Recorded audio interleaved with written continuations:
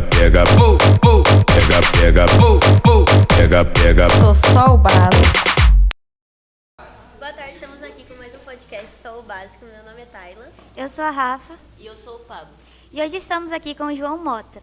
Fale mais sobre você.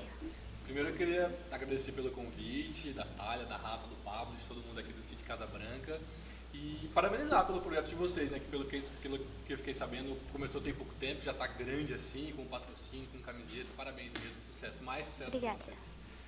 Acho que vocês já, né, eu sou o João Mota, sou repórter da TV Vanguarda aqui no Litoral, eu vim aqui para Caraguá tem 4 anos, vai fazer 4 anos agora em outubro.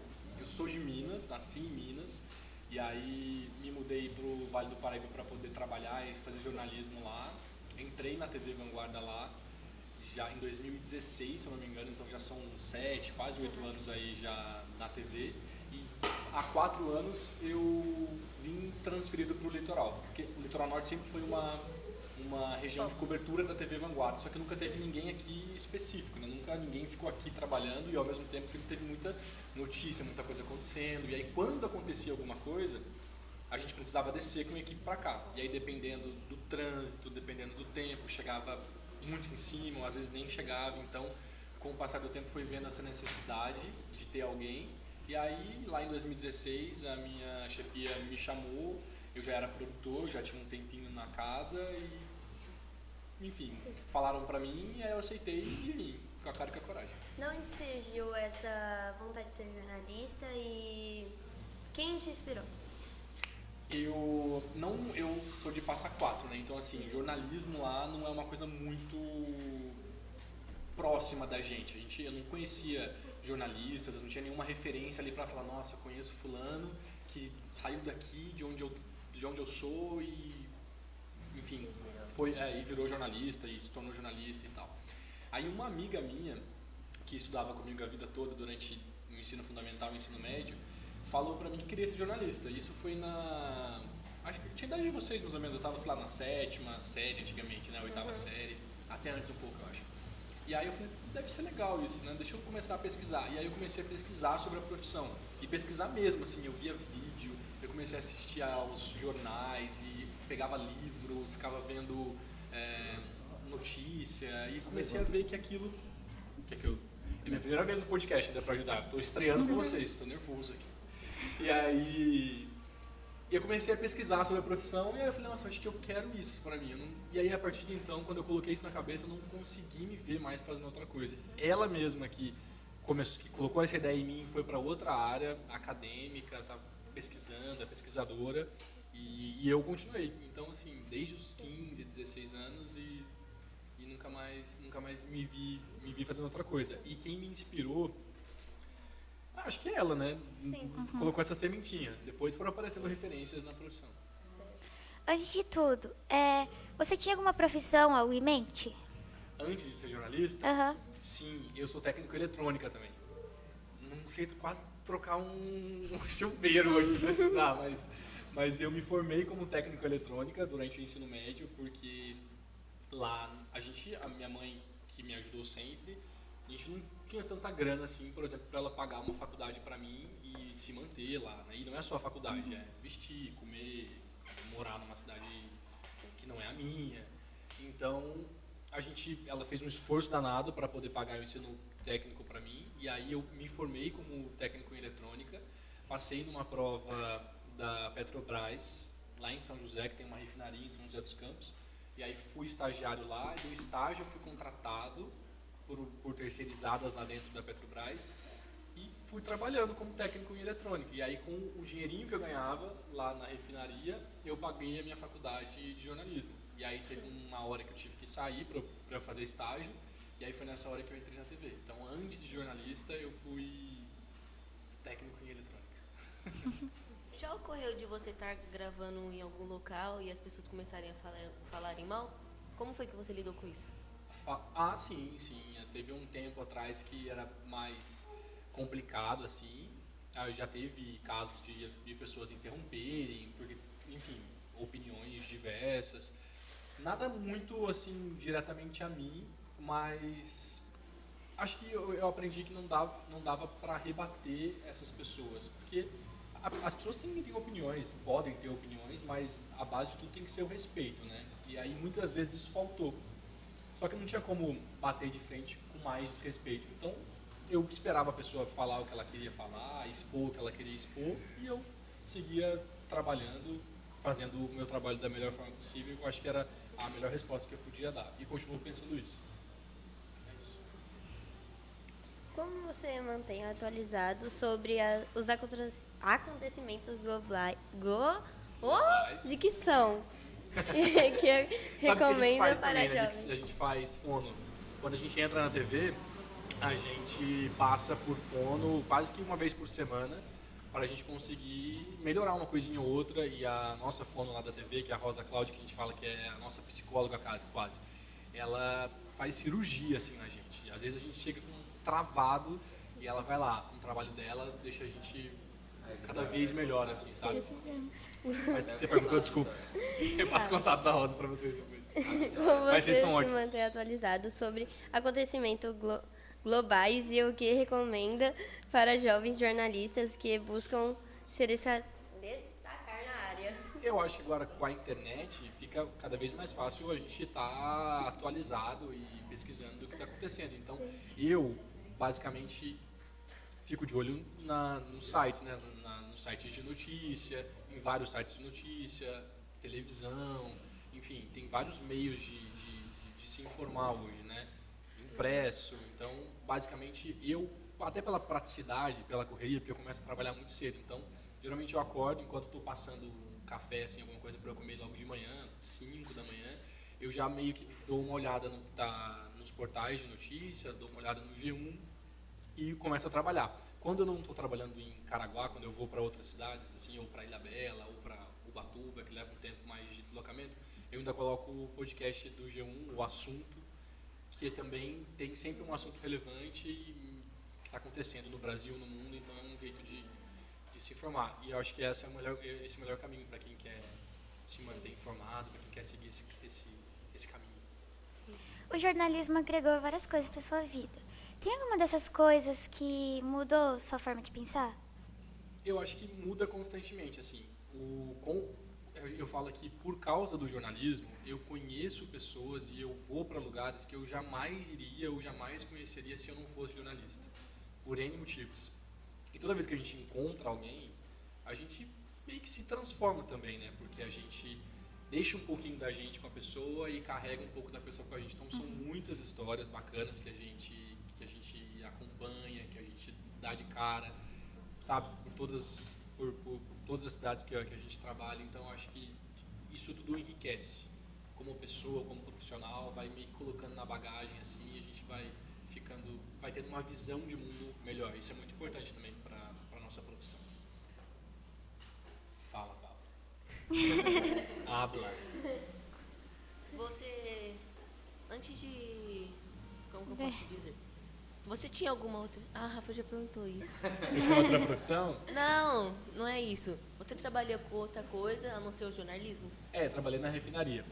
Lá atrás, quando eu estava em Passa Quatro, eu trabalhava numa locadora. Vocês não chegaram numa locadora, né? Não. Nossa, estou muito velho, de verdade. Então, antigamente, tinha um lugar que alugava DVD. Eu não sou da época da fita cassete, mas tinha uma locadora na minha cidade que tinha DVDs, depois veio o Blu-ray, né? Fita cassete, o quê? Que é isso? É papo de gente velha. E aí eu trabalhava numa locadora aos domingos, que aí eu fazia um dinheirinho, eu ganhava acho que R$25 por domingo. E aí basicamente eu trabalhava para gastar com bala, com sorvete durante a semana. Aí eu tive esse trabalho, depois eu me formei como técnico, me tornei técnico em eletrônica, depois jornalista. Então, só duas profissões mesmo assim, de fato. A gente nunca chegou aí numa locadora por causa que agora se a gente quiser alugar, só pesquisar na internet, a gente aluga na internet. Pois é, exatamente. Não precisa, né? Você sabe Ficou como é pra que é a trás. locadora, já no sim. começo. Ficou pra trás. Tem o serviço de streaming também agora, né? Não precisa só pagar a mensalidade e ver, enfim. Sim. Qual é o seu maior sonho como jornalista? Meu maior sonho como jornalista... Eu acho que... Deixa eu pensar. Engraçado que é uma... acho que quase todo jornalista de televisão pensa em participar de grandes coberturas, né?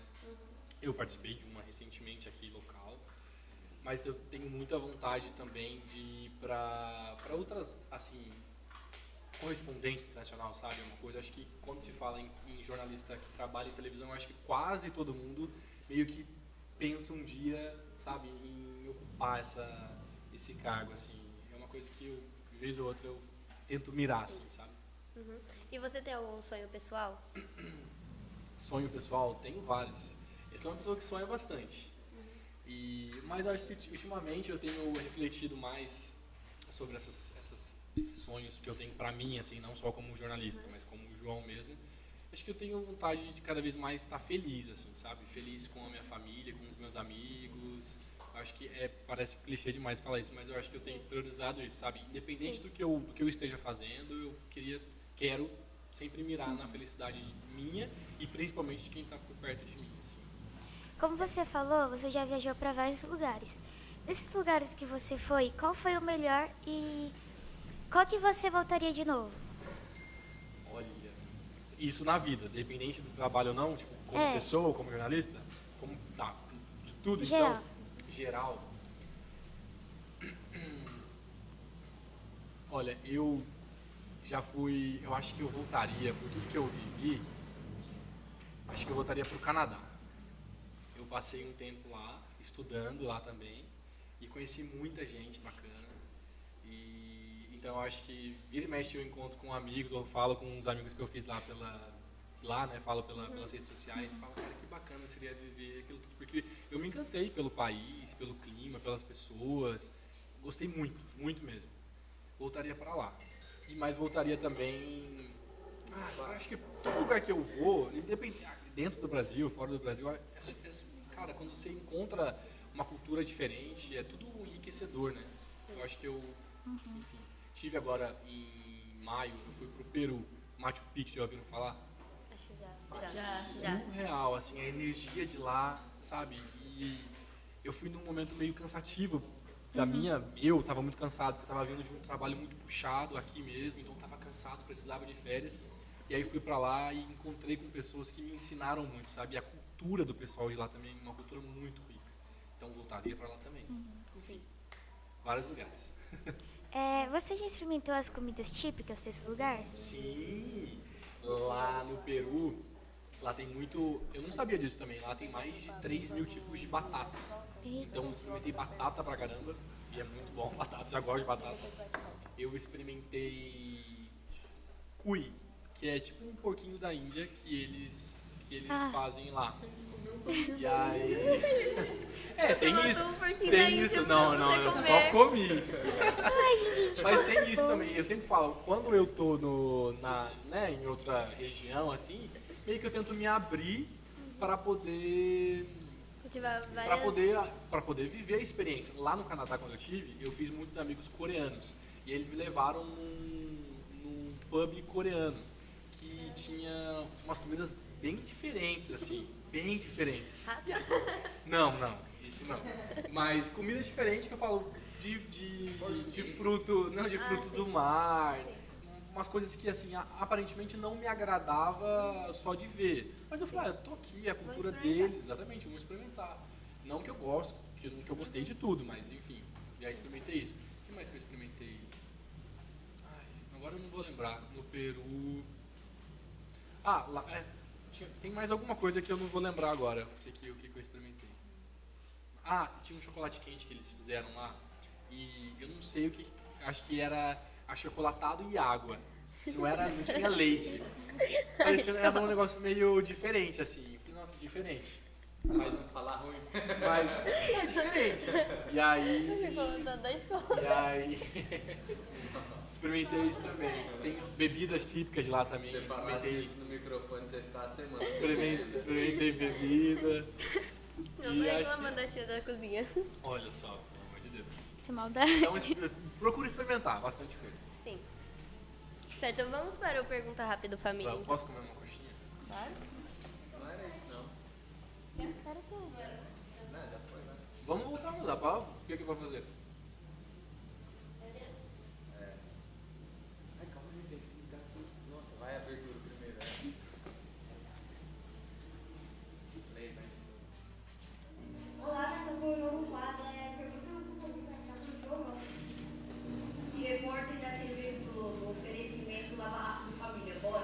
Olha. Vai, isso aí foi só a abertura.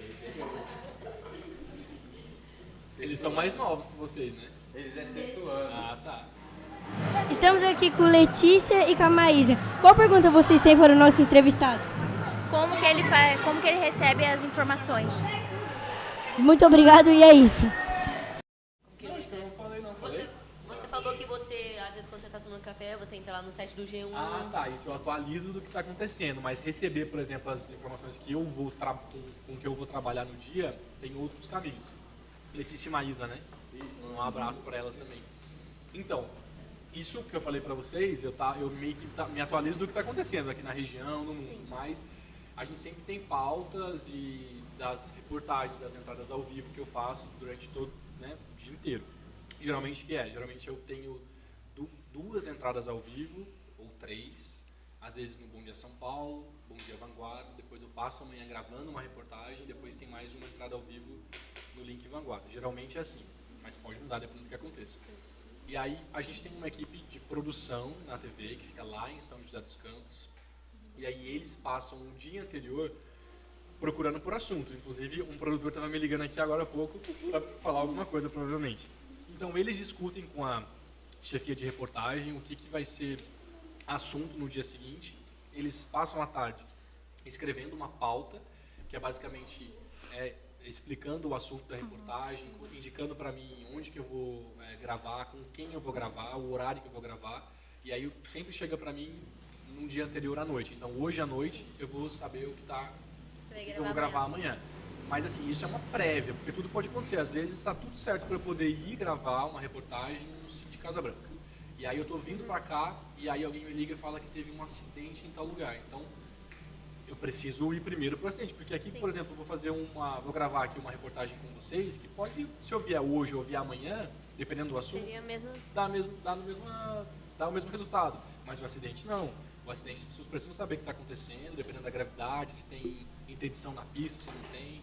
Então, tem esse caminho. A produção passa para mim. E aqui, como repórter aqui, eu tenho contatos também que a gente chama de fontes, né, dentro do jornalismo. Então, tem contatos na Polícia Civil, na Polícia Militar, pessoas que me mandam informações, que às vezes eu não sei, mas falam, olha, está acontecendo tal coisa, ou vai acontecer tal coisa. Então, eu já fico meio que ligado e a gente vai... Então, chega dessas formas para a gente.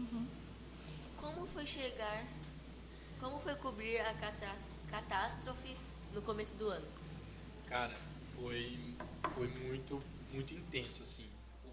Sem dúvida, foi a cobertura mais intensa da minha vida até agora, porque eu moro aqui no litoral, né? Então, foi domingo de carnaval, e aí eu acordei de madrugada, chovendo pra caramba, eu falei, nossa, eu ia gravar uma reportagem sobre Carnamar, sabe? É o carnaval das embarcações, né, em São Sebastião. Sim. Aí eu acordei, sei lá, umas 3 da manhã, eu pensei assim, não vou fazer isso, porque não vai ter, né?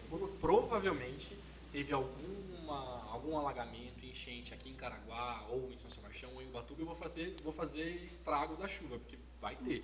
Vocês moram aqui, vocês sabem como a região é castigada, né? Assim, sempre que chove muito forte, sempre tem alagamento, sempre tem problema. Aí quando eu acordei de manhã, 5, 6 da manhã, me ligaram, falaram que em Ubatuba estava muito ruim. E aí o que eu pensei? Então eu vou tocar para Ubatuba e vou para lá, porque na minha cabeça Ubatuba estava ruim. E a primeira morte confirmada foi lá, de uma menina que a pedra rolou sobre a casa que ela morava e acabou matando ela. Então foi a primeira morte confirmada. Só que eu tentei chegar, e aí logo aqui chegando aqui para pegar o retorno para vir aqui para o Casa Branca, tava alagado, não sei se vocês lembram disso, mas enfim, não passava nada, eu falei, não consigo passar. Aí o chefe, o editor que estava comigo no dia, falou, João, tenta ir para São Sebastião. Tentei ir para São Sebastião, bem no limite ali de São Sebastião, de Caraguá com São Sebastião, também estava alagado. Aí o pessoal do DR que me conhece, meio que foi me indicando outros caminhos, consegui chegar no centro de São Sebastião.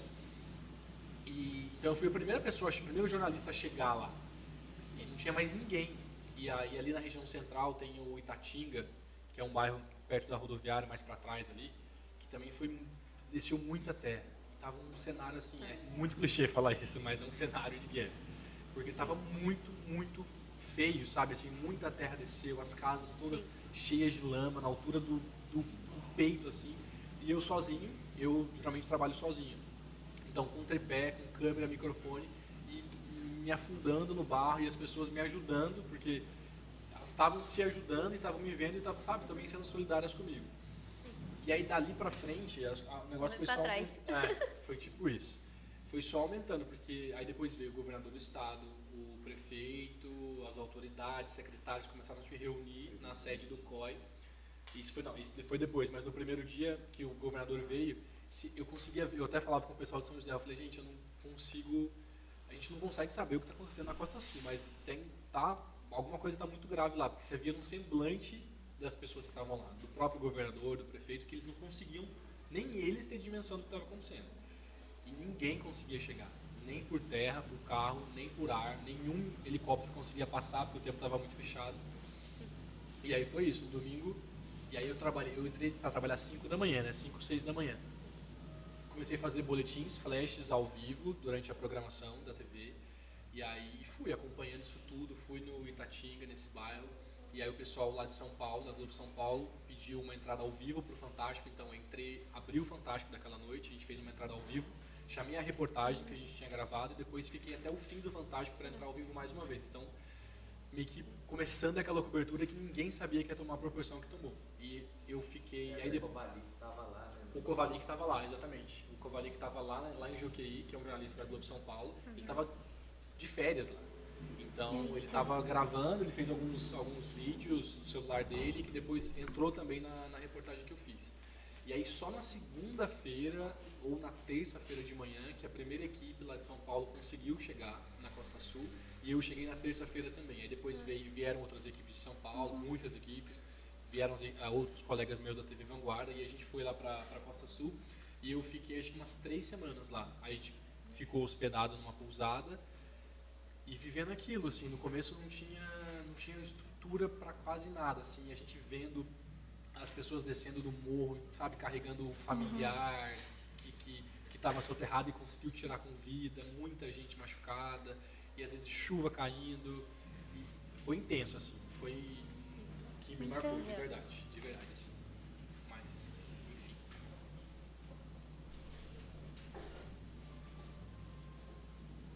Vocês acompanham? Boa tarde. Estamos aqui com o Renan para ele fazer uma pergunta para o João Mota. Oi, João Mota. Qual foi a matéria mais difícil que você já fez? Essa é a pergunta. Tchau. Boa noite. Boa noite. Esse que era de Eu queria gravar de novo para ele não Tá ótimo. Então, acho que foi isso, assim, foram uma série de reportagens que eu fiz lá durante a tragédia, assim. Sim. Foram várias, eu perdi as contas de quantas reportagens, entradas ao vivo que a gente fez, mas a gente ficou lá semanas, acho que até mais de um mês lá, acompanhando tudo, desde o começo até o último dia, praticamente, das equipes mais mobilizadas, assim. Então, acho que dá para resumir nisso, assim, a cobertura da tragédia foram as reportagens mais difíceis.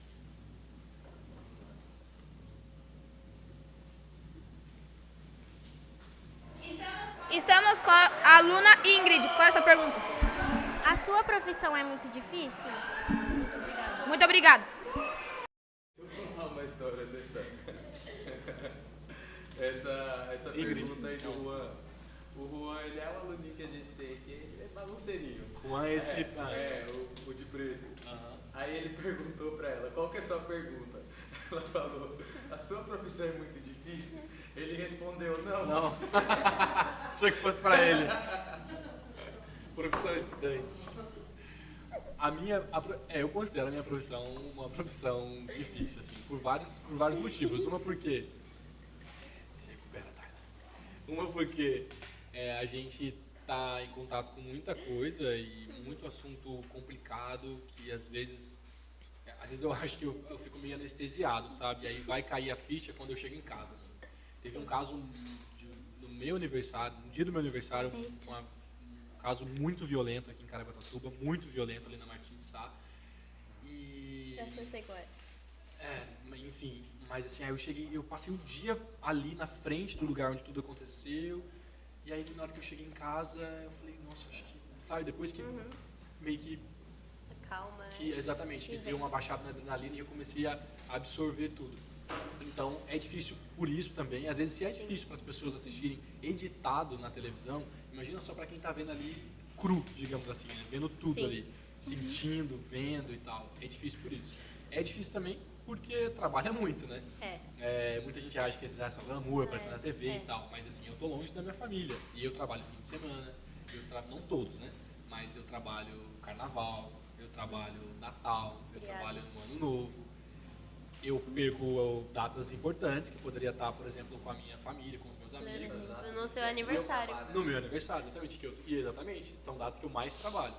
Então, mas tá tudo certo, não me pegou de surpresa isso. Eu já entrei sabendo disso. E até falo para quem quer ser jornalista e tal, que eu falo, você tem que ter certeza que realmente é uma coisa que você quer, que você gosta, porque não é só aparecer. Aparecer, nossa, é uma pontinha do nada que faz parte do nosso trabalho. Mas antes disso, você tem que abdicar de muita coisa, você tem que se dedicar muito para muita coisa, para muito assunto e deixar de viver várias coisas por causa disso. Então, eu acho que é uma profissão que exige bastante empenho. Então, você já falou das suas reportagens que foram complicadas.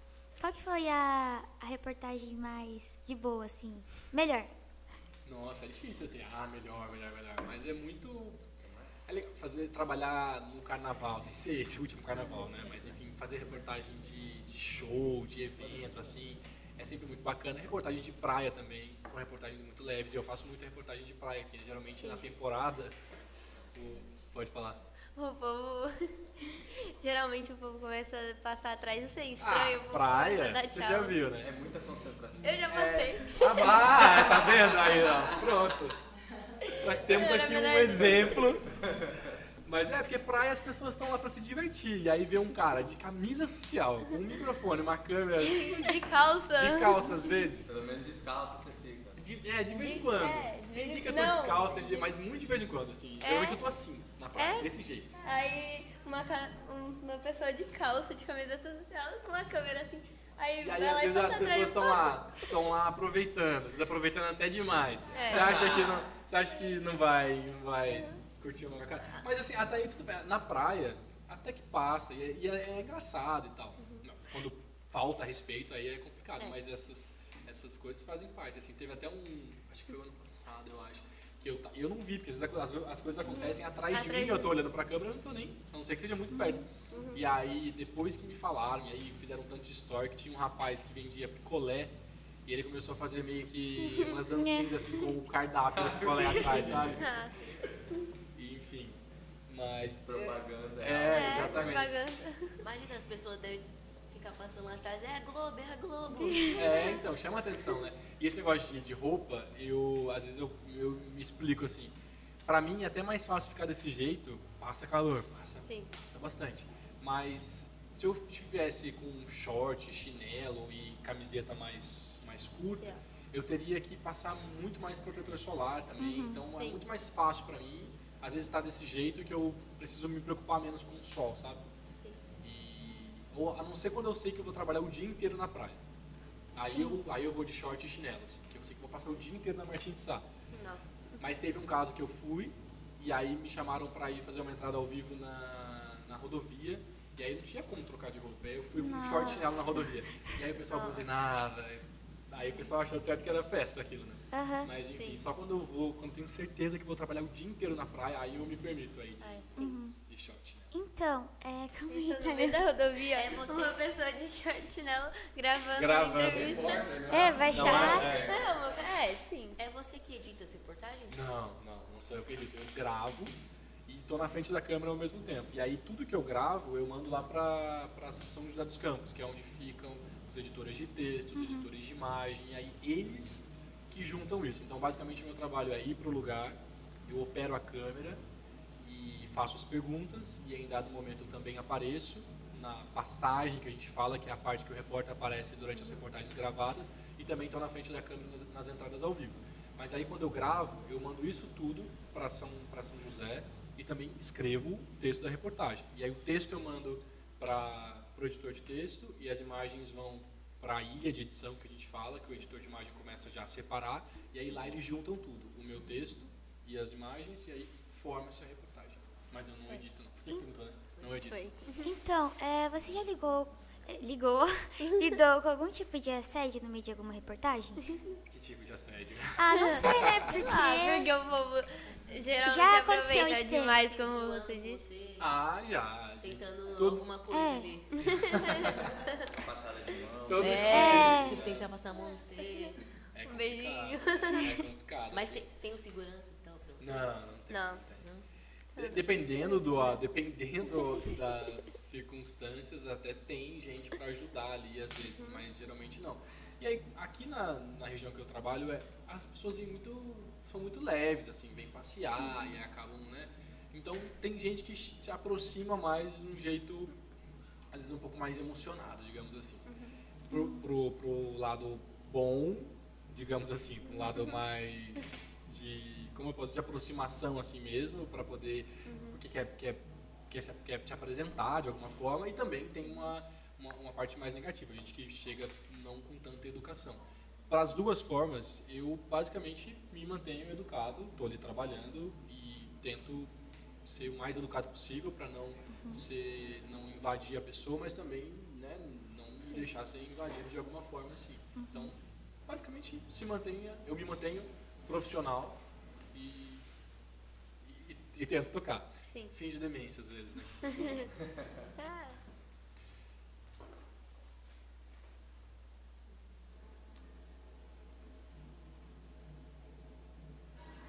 Oi, galera. Hoje estamos aqui com a aluna da Raíssa. E você tem uma pergunta pro João Mota? Sim, João, eu queria perguntar quantos anos de carreira você tem? Obrigado pela pergunta. Eu não tenho tantos anos não, eu me formei em 2016. Então desde 2016 eu estou na TV. E desde quando eu me formei, eu só trabalhei na TV Vanguarda. Então assim, o pessoal fala, quem começa numa empresa e fica lá, o pessoal chama de prata da casa. Então eu sou prata da TV Vanguarda. Tudo que eu sei de jornalismo eu aprendi com os meus colegas que trabalham comigo na TV e estou lá até hoje. Então de 2016 em diante, assim. Esses são os meus anos de carreira. Tem muita coisa pela frente. 7 aninhos, então. 7 anos. Nossa, fazer conta. Você não acredita que eu fiz no Viu, professora de matemática? Ele sabe, só não quer fazer. Tem muita coisa, tá só começando. E passa tão rápido, nem parece, né? Estamos aqui com o João. Qual é a sua pergunta pro João Mota? João Mota, como é que foi sua primeira entrevista? Essa é a minha pergunta para você. Obrigado. Primeiro ele Boa, que perguntou. sabia, eu conheci ele em algum lugar. Entrevistador. E agora ele foi entrevistado. Boa. A minha primeira entrevista foi um caos. A minha entrevista ao vivo, né? Que eu lembro. A gravada eu não lembro quando foi. Mas foi na minha... Oi? Apagou 30 vezes. Não, foi ao vivo, então... gravada. A gravada deve ter sido isso. Até hoje se bobear é assim. Mas no ao vivo eu lembro que foi na faculdade que eu me formei. Tinha uma feira de profissão, como tem em toda a faculdade, né? E aí depois eu já tinha feito algumas reportagens gravadas e aí falaram, olha, amanhã, minha chefia, amanhã você vai entrar ao vivo. Aí você fala, meu Deus do céu. Agora. Que nervoso. Eu lembro que eu geralmente, a gente não decora o texto. Tem gente que decora, mas não é a melhor forma para mim. Eu entendo o assunto e anoto tópicos de repente para poder perguntar, para poder falar e tal. Mas aí, claro, a primeira vez, na noite anterior, eu já tinha um texto fechado na minha cabeça. E aí a entrevistada não chegava, estava dando a hora de eu entrar ao vivo e eu falava para a editora que estava comigo no meu retorno, não está chegando. E aí começou a descer a entrada ao vivo no espelho, né, no roteiro do jornal. E já me deixou mais nervoso aquilo. E aí quando ela chegou, assim, a entrada ao vivo geralmente é muito rápido. Coisa de 2 minutos, 3 minutos, para mim foi uma eternidade aquilo. Mas eu lembro que eu tava com tudo na cabeça, então não deu branco, graças a Deus. Mas eu tava com muito roteirizadinho, então eu tava meio que robotizado, perguntando o que eu já queria perguntar. De repente, se ela não respondesse, eu não ia nem estar prestando atenção na resposta dela, ia passar para outra pergunta de tão nervoso que eu tava. E eu ainda tenho isso quando eu fico, às vezes, um pouco empolgado, ou assustado, ou, enfim, nervoso com alguma coisa, ao invés de eu, sabe, diminuir a minha frequência, eu costumo falar rápido demais. Sim. E aí eu já tive a impressão que eu estava falando rápido demais. Os meus amigos lá falaram que foi ótimo, mas assim, é amigo, né? TV, enfim, amigo é amigo. Mas o meu irmão, eu tenho irmão mais novo, aliás, só tenho irmão mais novo. Meu irmão, o Miguel, no dia eu falei, e aí, assistiram, viu? Aí ele falou assim, eu vi, mas eu não entendi nada do que você falou. E realmente, eu me embolei todo, eu me embolei, não, sabe, não dava pra ouvir com tanta clareza. Faltava fonoaudióloga naquela época. Mas foi tenso. Agora é melhor.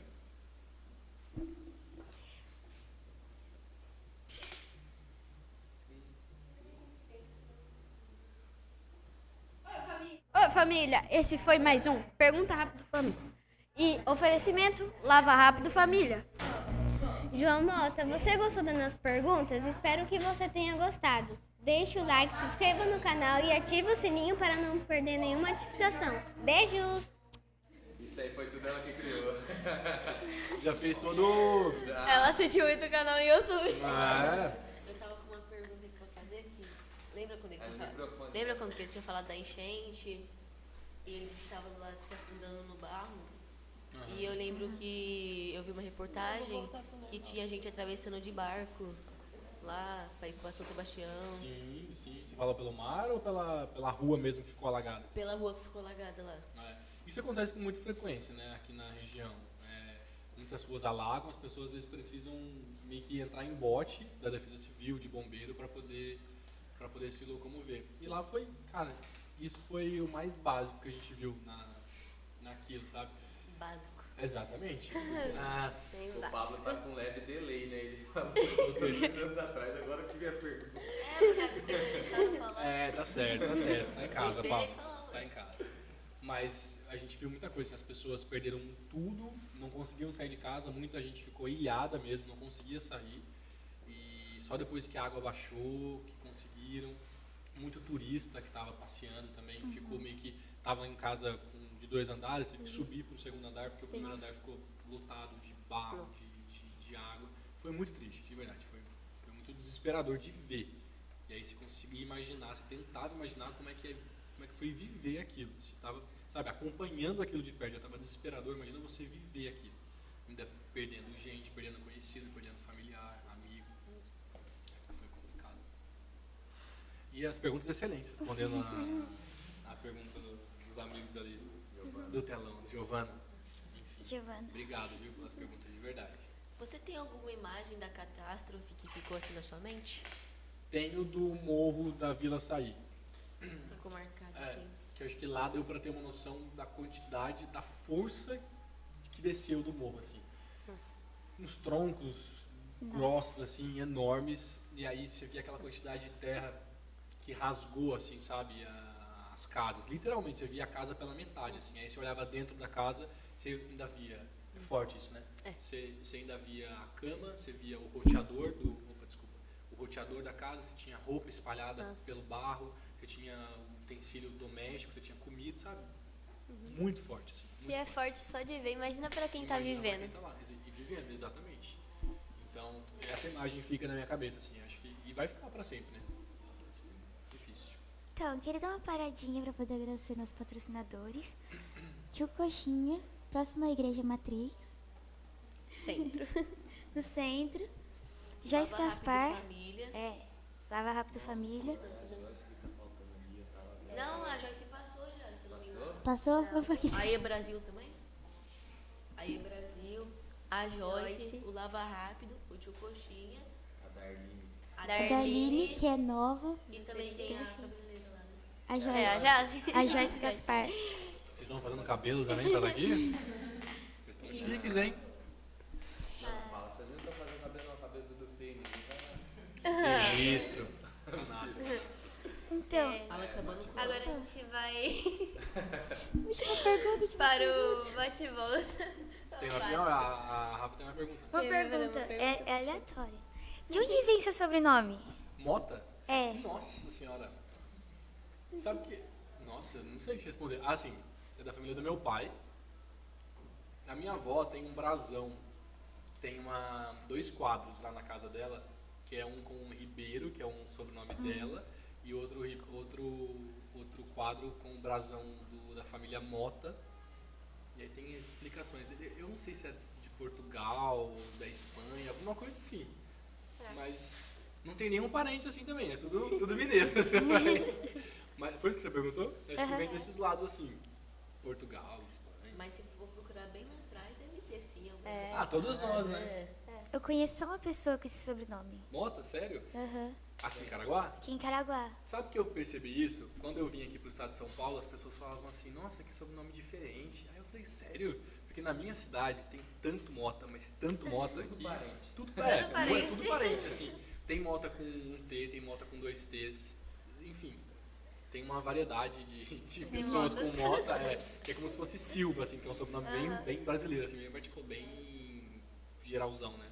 Popular. Silvas e Santos. Então, exatamente. A minha família, por parte de pai, por parte de mãe, é Santos, dos Santos. Só que eu não tenho dos Santos. José da Silva. Então. Santos. Mas eu percebi que o pessoal às vezes acha diferente Mota, assim, né? Motinha. Também tem essa Fala Motinha. Hã? Fala Motinha.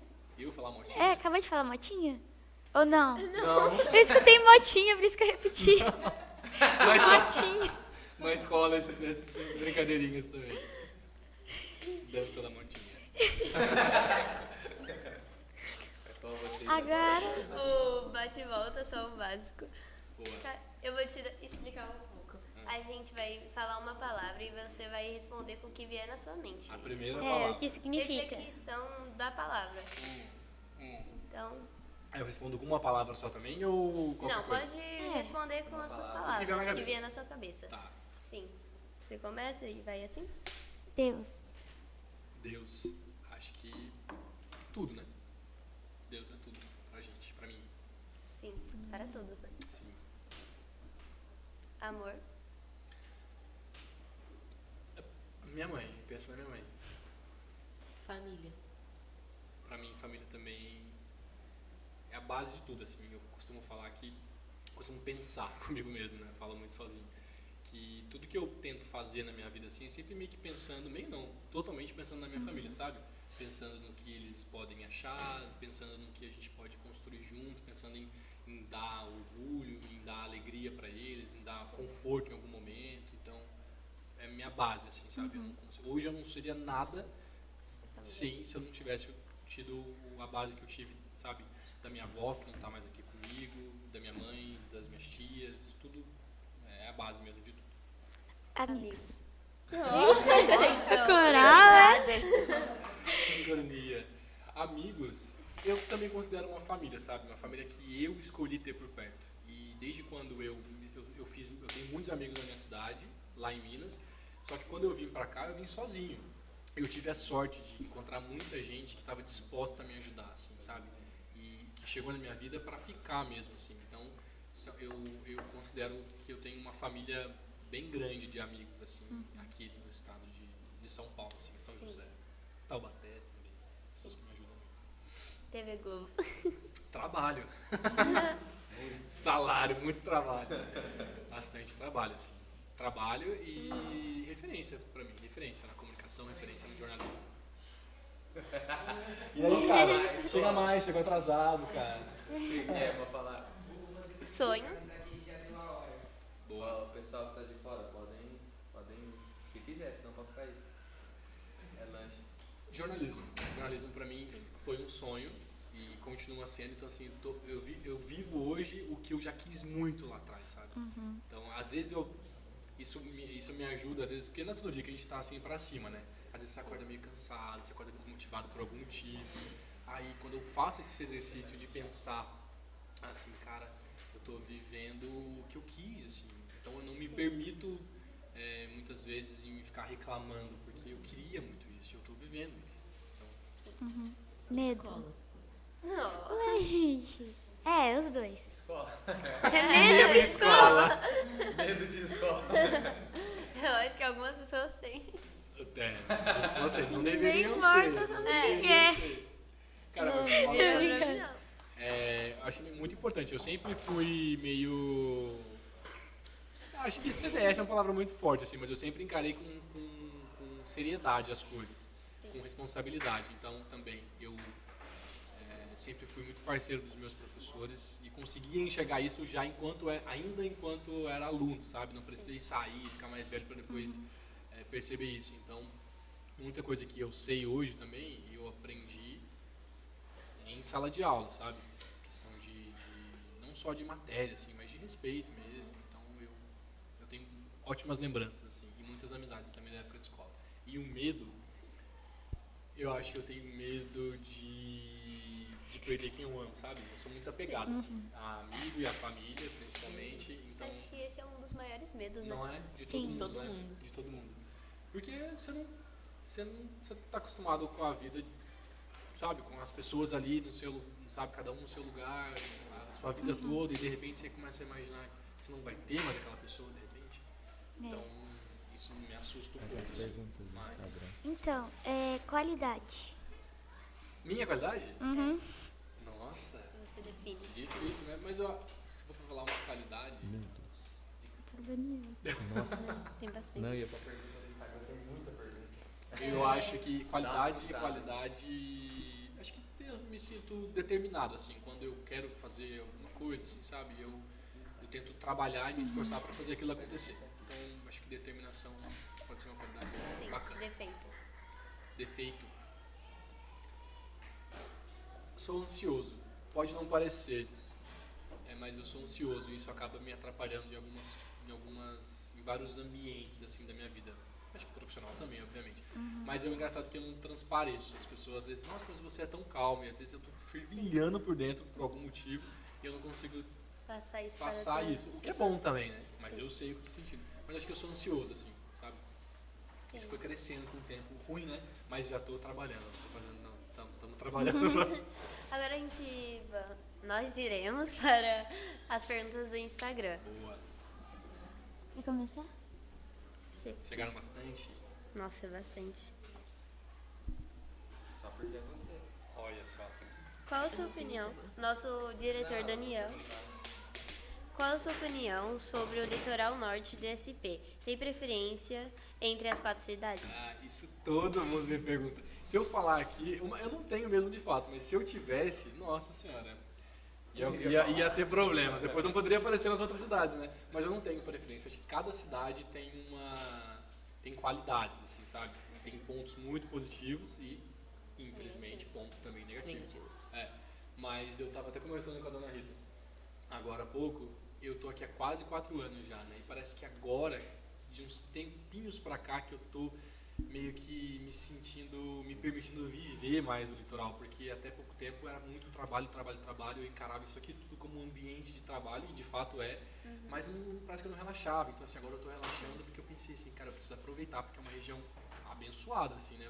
Muito bonita, e com muita coisa pra fazer, muita coisa pra aproveitar. Então, eu gosto muito de morar aqui, dá pra ter uma qualidade de vida muito bacana, questão de estar próximo da natureza e tal, né? E é uma região boa, que está ficando cada vez mais movimentada, né? Muitas pessoas estão vindo para cá, enfim, conseguem trabalhar à distância e vêm para cá. E é uma região que está melhorando, mas que ainda também tem muito a melhorar, com relação à estrutura básica, com relação à estrutura de saúde, principalmente. Ensino também tem muitos pontos a serem melhorados, mas, enfim, todo lugar tem, né? Mas eu gosto muito do litoral. O pessoal me chama de caiçara, né? Tô ficando. Vocês nasceram aqui, todos vocês? Não. Eu nasci aqui. Taubaté? Eu nasci aqui. Bom, então vocês dois são caiçaras. Eu morei em Taubaté, acho que uns 5 anos. Morei perto do Hospital Regional e depois morei perto da Avenida do Povo. Conhece? Acho que sim. Eu morei lá até os 8 anos só. Eu já morei lá também. Taubaté também? É pertinho, né? Só falo que não. Você é caiçara mesmo, nunca saiu de Caraguá. 15 anos. O quê? 15 anos aqui em Caraguá. 15 anos. Morador mesmo. Alguma coisa que você se arrependeu na sua carreira? Que eu me arrependi. Acho que nada muito grande, assim. Eu me cobro muito, talvez esse seja um defeito também para poder apontar. Defeitos são vários, né? Eu me cobro muito. Então, assim, de coisa grande, eu acho que eu não tenho nada que eu me arrependa. Eu acho que tudo que a gente faz sempre vai agregando, sempre é lição. Mas, assim, a semana passada mesmo, hoje é segunda, né? Semana passada mesmo, assim, vez ou outra tem algumas reportagens que às vezes eu pego e falo, assim, poderia ter escolhido melhor essa palavra, poderia não ter falado isso, mas falado aquilo, sabe? Aí, arrependimento nesse sentido, mas nada que tome uma proporção muito grande, assim, e continue assim. É certo. Como está sendo a sua adaptação morar longe da sua família? A dicção do povo aqui também não tá muito boa, não. E vir para o litoral. Rosa Cláudia. Desculpa, a segunda parte eu não entendi. Como está sendo morar longe da sua família e vir para o litoral? Morar aqui no litoral longe da família? Sim. Eu moro longe da minha família desde os 18 anos. Eu tô com 29. Eu fiz agora, semana passada. Então já são 11 anos, né? Como é que é? 11 anos? Sei que vai fazer parte. Ele só tá confirmando. 10, 11 anos, longe. Então lá quando eu fui para São José dos Campos, já fui para longe da família. A diferença é que no Vale do Paraíba eu ficava um pouquinho mais perto, tinha muito mais carona para poder ir, morava com amigos, então eu ia muito com mais frequência para casa, assim, para casa dos meus pais. E aí quando eu vim para o litoral eu fiquei mais longe, então eu não volto com tanta frequência, mas eu tô acostumado, assim. Não quer dizer que não seja ruim. Você aprende a lidar mais com isso, sabe? Que sempre já faz parte da minha realidade há muito tempo. E para as coisas que eu quero conquistar na vida, que eu já conquistei, eu precisei fazer isso. E o que é meio que normal para quem vem de onde eu venho, lá de Passa Quatro, assim. Dependendo do caminho que você quer seguir na sua carreira, de profissão, você tem que ir para fora mesmo. Então, assim, hoje eu lido com mais tranquilidade, mas quando eu fui para São José, nossa, eu lembro que eu ia de ônibus para São José, ia chorando. Aí às vezes estava chovendo, aí você fazia um clipe dentro do ônibus. Nossa, clipe. Clipe João Mota. Um clipe Ele tá mental. Aí o nome do clipe, Longe da Família. Longe de casa. Estrelando. Aquele filme que os adolescentes chegam e ficam assim no ônibus. Assim, Você Se encosta a eu cabeça, estivesse lá, o que eu caindo. estaria você fazendo? encosta a cabeça, aí você coloca uma música triste, porque você tá triste, mas aí você coloca uma música triste vai ficar mais triste ainda. Não basta tá triste. Eu já fiz isso. Imagina eu chegar em casa agora e tomar um cafezinho da minha mãe. Mas faz falta. Faz falta. Vai falta. brincando, Pablo, vai brincando. Se um dia você quiser sair, Vai, você vai Pablo. ver. Eu não vou sair não, vou morar com a minha mãe. Quer ficar Tá, com a vai. mãe pra sempre? Claro. Vai trabalhar Foi tudo, nunca. então. Cuidar da dona, né? Tá certo, tem que cuidar Também. mesmo. Uma Na pergunta. verdade, vou morar com a minha mãe. Mas se um dia você sair por algum motivo, ou porque você vai estudar, ou vai trabalhar, você vai ver como vai ser puxado. Eu vou estudar aqui, não. Ok. Então, uma pergunta minha mesmo. Já que entrou nesse assunto de ir para um lugar e para outro. Então, você tem um motorista... Não sei se você vai poder responder. Então, tem um motorista que te leva ou você mesmo paga sua passagem, vai? Vai poder responder? Ele mesmo Posso. paga a passagem dele. Passagem você fala do quê? De Ônibus, quando você vai. Ah, tipo assim... pra trabalhar? Tem um veículo específico Tem ou não? o carro da vanguarda. Tem o carro da empresa. Aqui com a estrutura. Bem formada. Aqui a estrutura. Você tá sabendo, cara? A estrutura aqui basicamente gira em torno de mim. Então, assim, eu tenho o carro da empresa, eu vou com o carro da empresa até os lugares, e aí pego o equipamento, gravo, faço tudo que tenho que fazer e volto para casa. Então, basicamente é assim. Vez ou outra, dependendo da reportagem, quando é uma reportagem que tem, às vezes, vai para um lugar mais distante, ou é um evento muito grande, aí desce um cinegrafista de São José, para poder trabalhar comigo. E aí ele vem dirigindo, e aí geralmente eu fico no carona e ele dirige. Aí ele faz às vezes o motorista, mas basicamente é assim. Ou sou eu, ou é o meu amigo cinegrafista que tá dirigindo. O carro da empresa fica na sua casa? Tipo assim, ó, você saiu lá do Ubatuba agora, né? Sim. Aí você deixa o carro da empresa na sua casa. Isso. E depois vem pra Depois vem pra casa. Exatamente. Então fica na sua casa, né? Tudo fica em casa, exatamente. Você já teve medo de apresentar em algum local? Já. No Casablanca. Tá com medo de ver aqui. Disso, mas não de violência nesse sentido, assim, não sobre isso.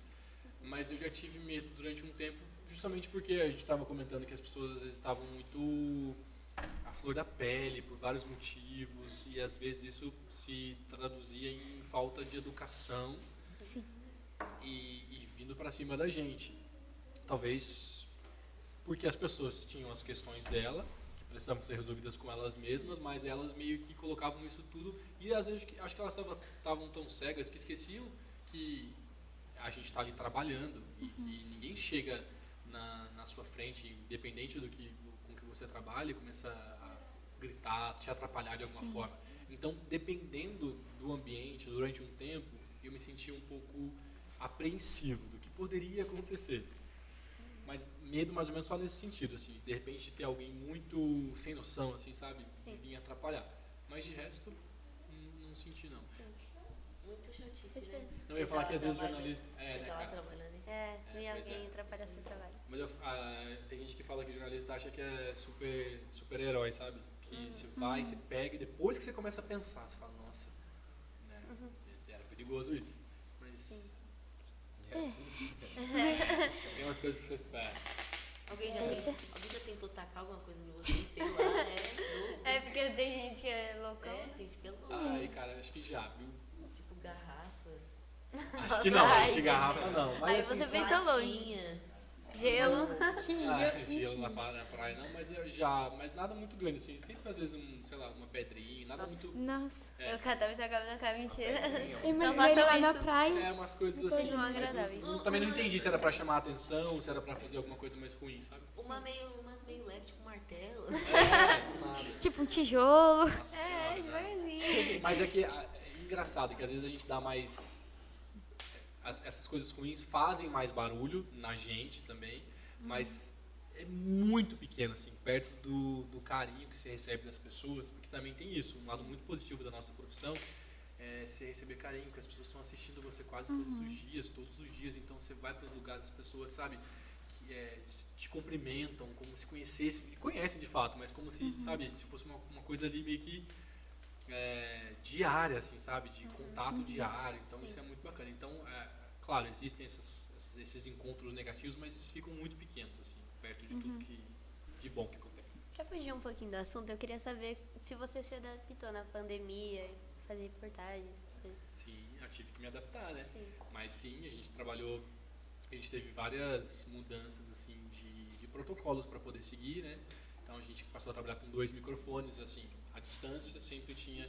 Geralmente a gente coloca o microfone na boca do entrevistado, a gente segurando, mas para manter uma distância, você tinha um microfone, eu tinha outro microfone, os dois de máscara sempre.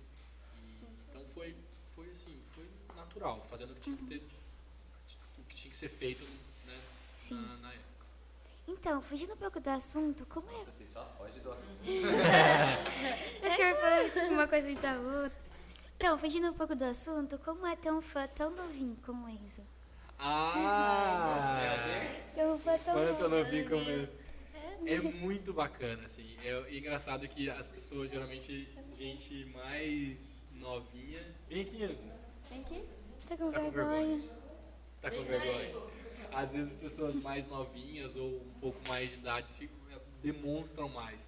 Eu acho que fã é uma palavra muito forte, né? Mas é um carinho muito grande que as pessoas têm pela gente, assim. E isso meio que funciona como um incentivo, sabe? Uma mola pra te empurrar. Porque às vezes você tá num dia cansado por algum motivo, aí você encontra com alguém ou que te manda uma mensagem, ou que te manda um vídeo, ou que te encontra na rua e pede uma foto e abraça e fala que gosta do seu trabalho.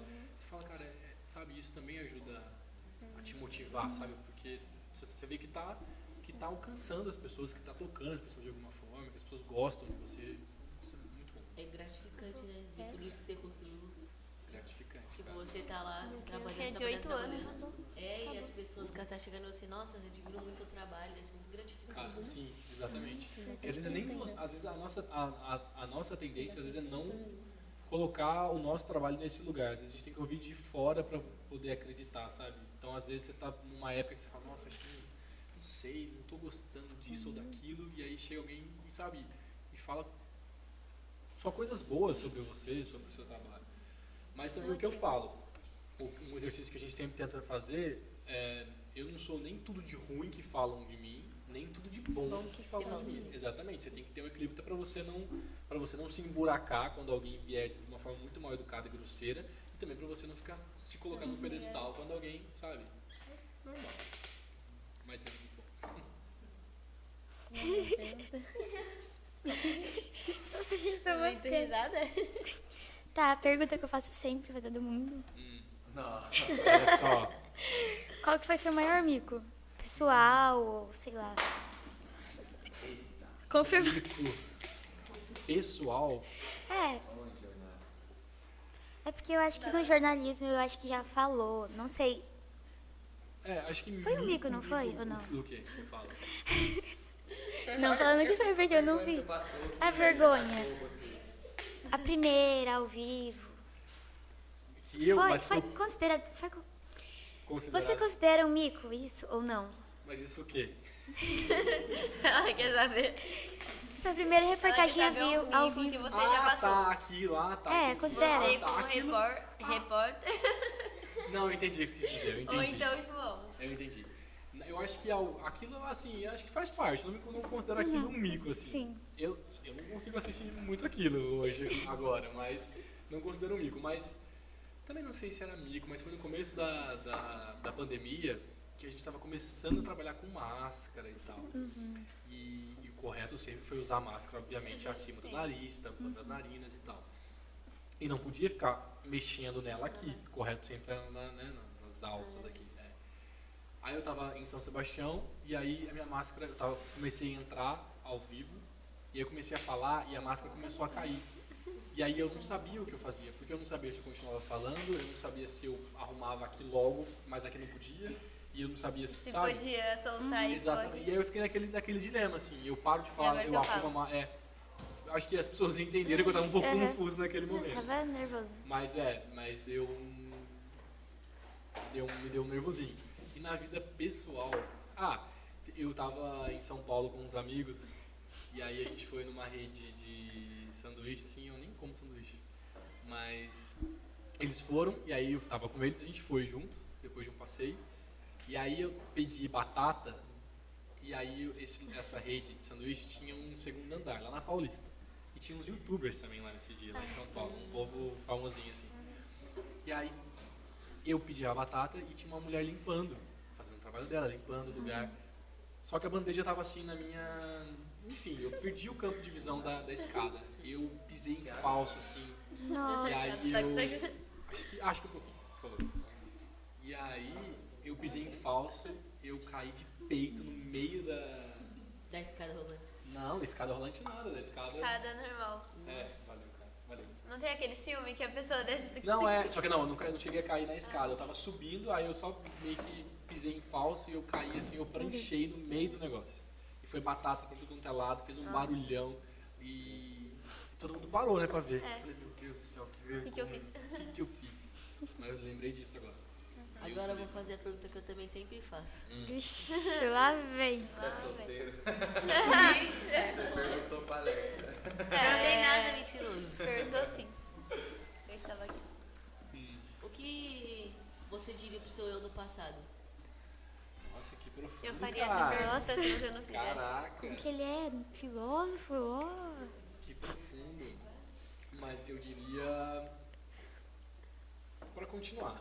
Acho que se eu olhasse assim pro João lá, pequeno, eu falei, cara, não vai ser fácil, mas continua que as coisas vão funcionar.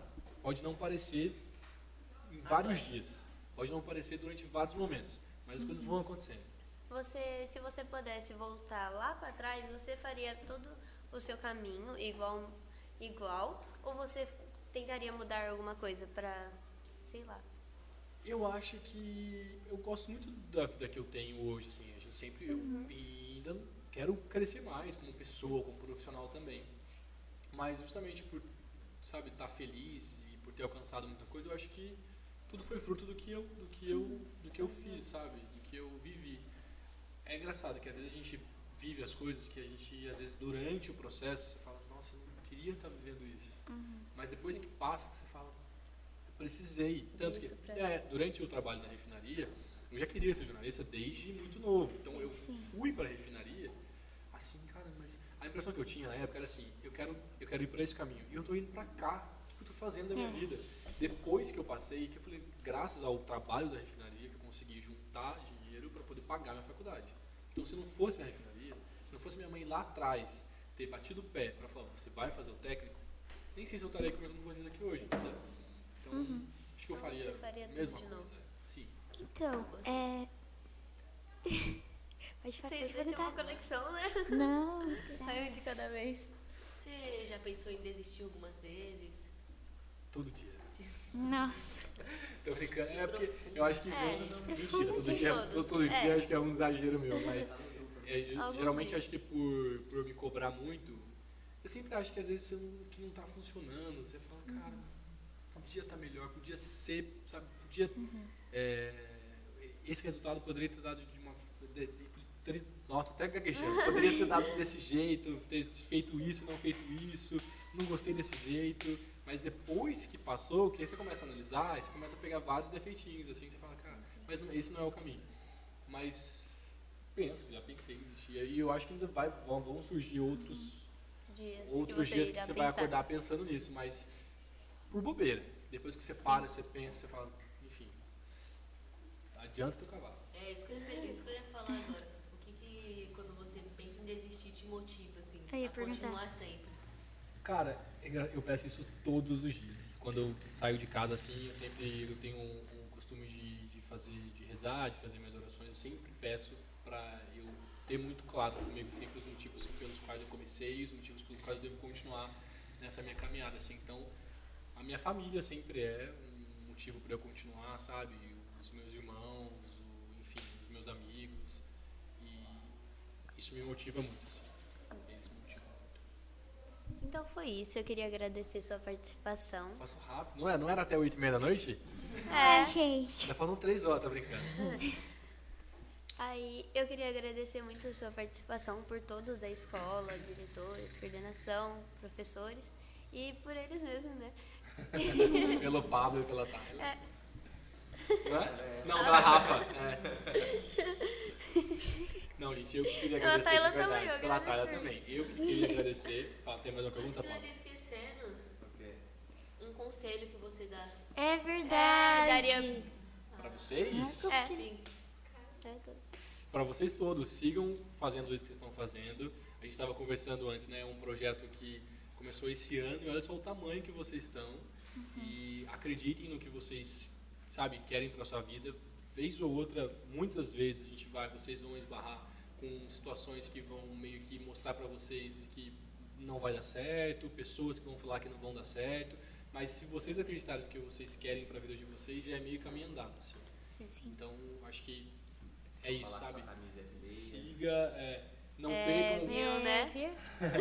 não A minha percam, linda. acreditem no que vocês querem, não se percam no meio desse caminho, sabe? Sejam fiéis ao que vocês querem, ao que vocês acreditam, que eu acho que quando você coloca você no seu projeto, assim, vocês conseguem, sabe? Pode não parecer, mas as coisas vão acontecendo.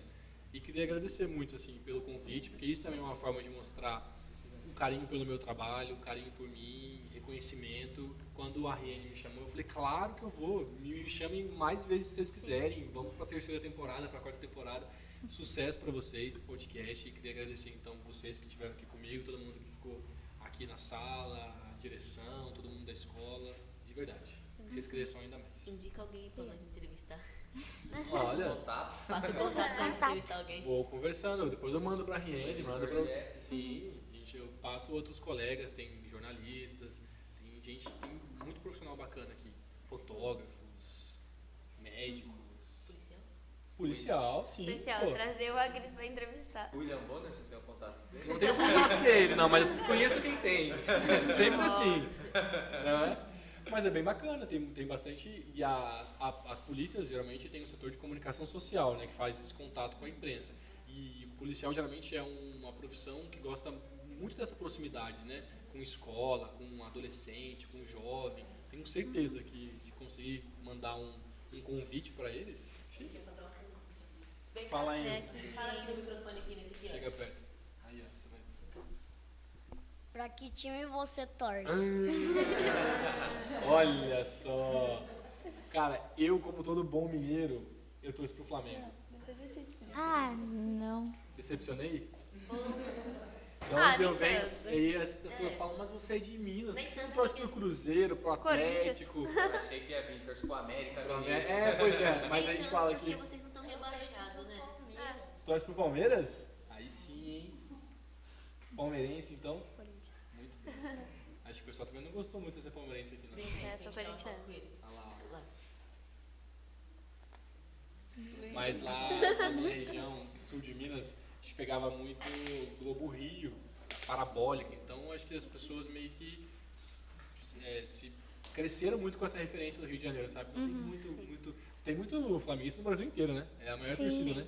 O quê? Não? Não, Corinthians. Do nada ele voltou no podcast. Foi pra Narnia. Ai, gente. Eu acho que ele tava falando do meu Corinthians. Jamais. Pois é. Porque é bom, né? São Paulo ser eliminado pelo Palmeiras,